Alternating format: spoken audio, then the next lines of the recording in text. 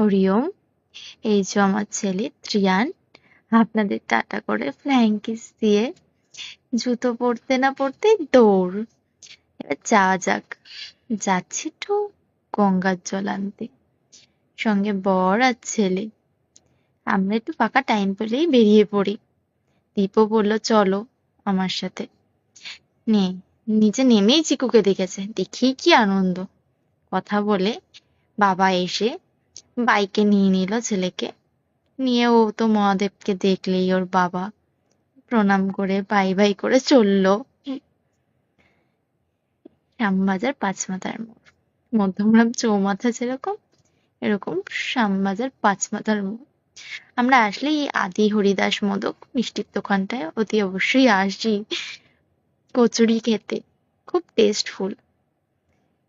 দীপ গঙ্গা স্নান করে সূর্যদেবকে প্রণাম করে ও উঠে এসছে, ততক্ষণ আমি একটু গঙ্গার পাড়ে হাওয়াও খেয়ে নিচ্ছি আর খুব শান্তি অনুভব করছি। দীপ চলে এসছে গঙ্গার জল নিয়ে। এই যে ত্রিয়ানও খুব আনন্দ করছিল ওখানে। বুঝতেই পারছেন আমরা কোথায় যাচ্ছি। বাবা ভোলানাথ ডেকেছে, তাই জন্যই তো যাওয়া।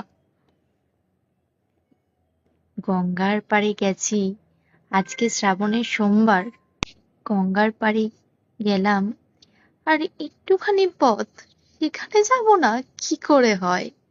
চারিদিকে তো বিরাট জমজমাট, চারিদিকে মেলা বসেছে।